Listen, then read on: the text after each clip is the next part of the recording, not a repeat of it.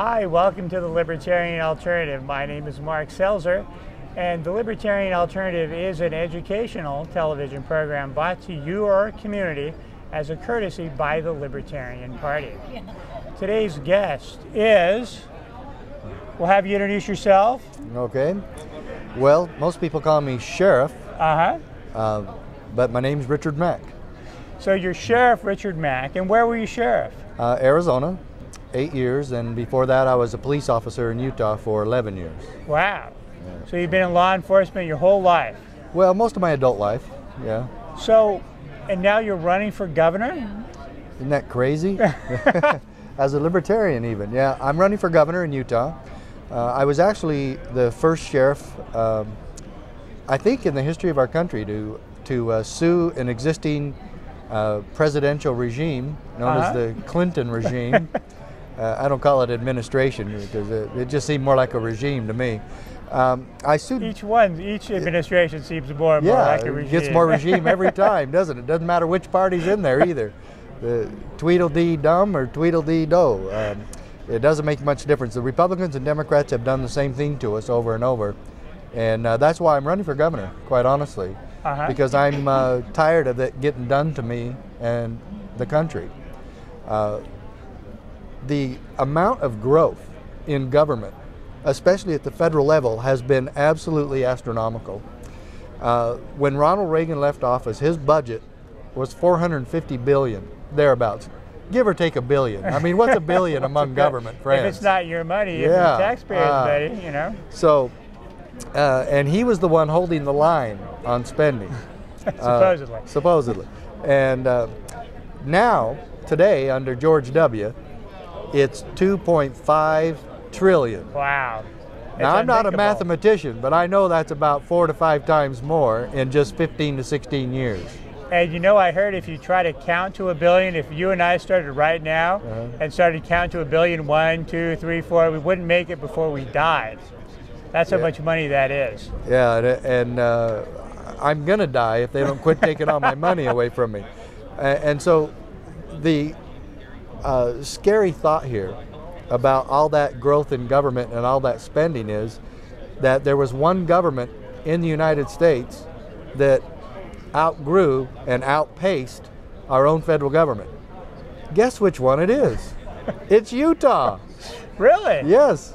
Wow. Utah, percentage-wise, grew at a faster rate than our own federal government during that same time frame. Even worse than California? Yes. Oh my God. Yeah. Well, so what was this lawsuit? Now, you became a kind of a hero in the gun rights community. You were a sheriff and you sued over the Brady bill. Yeah, I sued the Clinton administration to stop the implementation of the Brady bill.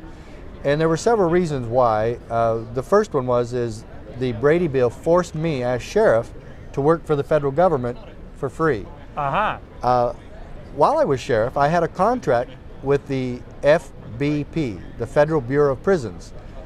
They negotiated with me a contract where we would take some of their inmates and house them in our jail, for which they paid me a handsome they paid you money. Fee.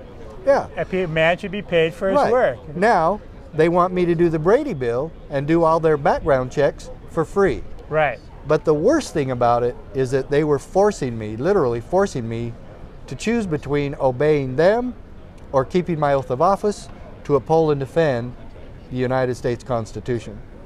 Well, I wasn't going to violate the Second Amendment for them or for anybody else, whether they negotiated with me or whether they paid me or not.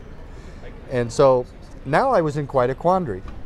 I had to choose between keeping my job and going along with the feds and the Clinton administration and Sarah Brady, and I didn't like either one of them. You know, going back to what you were saying about the not paying you, you know, they did the same thing to me when I was running a store in Hollywood because they wanted me to collect sales tax for them. Now, were they paying me to collect sales tax for them? It's the same situation. And Americans don't think about that. Are we ever going to get a state official that's willing to tell the feds to take a hike back to Pennsylvania Avenue? When you get elected. Yes, it will happen then. You're right. It will happen then. And that's why I'm running. Is it anybody else tired of all this baloney? I hope so. I mean, I hear it more and more. I think people are it's coming not around baloney. to it. I'm sorry. It's not baloney. It's crap. Uh-huh. I mean, I'm going to call a spade a spade. I can't believe that people are actually saying, Sheriff Mack, why would you run as a libertarian? You got to run as a Republican. You can't, that's a wasted vote if you're running on a third party. A wasted vote is voting for another Democrat and Republican, for God's sakes. Uh-huh. What a waste of time. I mean, what are the Republicans going to say? Well, yeah, we had all this horrible growth and spending increases, but it would have been worse if you would have had a Democrat. I mean, it's worse. Yeah, we all, that's what they say, but that's not the case. We thought that with George Bush, didn't we? Oh. You know, and it just didn't work. And let's be honest here. Quite frankly, it doesn't matter which one is in office.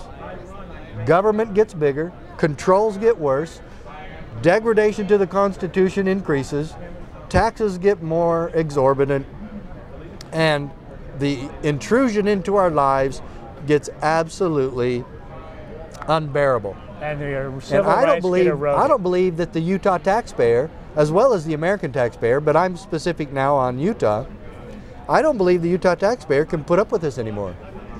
Well, I mean, how much more are we going to be forced to pay? Right now, if you add up all the taxes, you're paying well over 50% of your income. You know, you've got the sales tax, and varies in many states, Social Security, gas got the tax. Payroll tax, half of what you pay at the gas pump is tax, yep. And then you pay sales tax on top of that, so you're paying taxes on your taxes on your phone bill, your cable bill, your gas bill, there's taxes on your movie tickets, everything. And then you pay taxes on all the goods that are used to manufacture. First, when you buy the steel, that's taxed. Then they tax the employees. They tax your payroll to pay the employees. Stop it, Mark. Stop it, please. Stop. Then when you buy the thing at the store, they tax you again. So everything gets taxed, you know, 3 or 4 times. You're killing me here, Mark. You're killing me. Before it even gets to your watch, you know, on your head, everything, the pen that you have there in your pocket, everything gets taxed in so many ways as we go along, and Americans just don't realize that.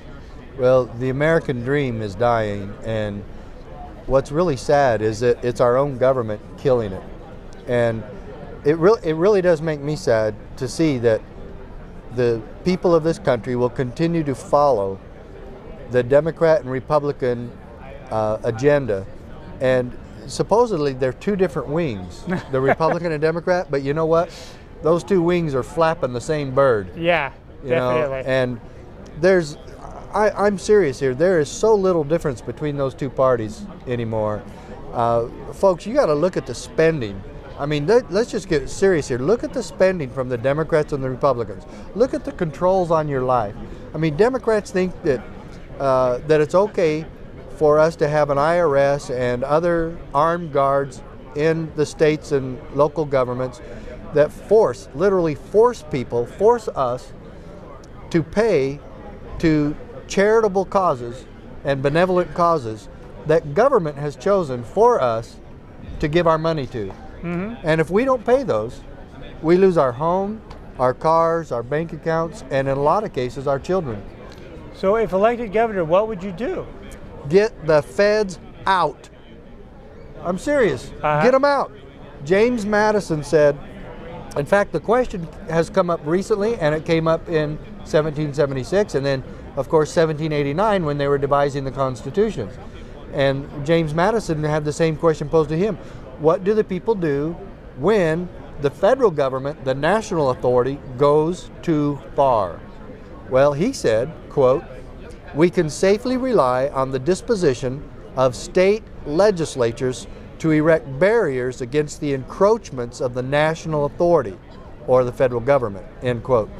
And so I believe, and it's obvious to surmise from that quote, that it's the job of the sheriff, it's the job of the state legislature, it's the job of the governor to erect barriers against this ridiculous, overreaching federal government. So it's basically just about following the rules. And we seem to have a set of rules. The 10th Amendment even says that, which you were probably going to mention right there. The Constitution and the Bill of Rights are the rules for the government.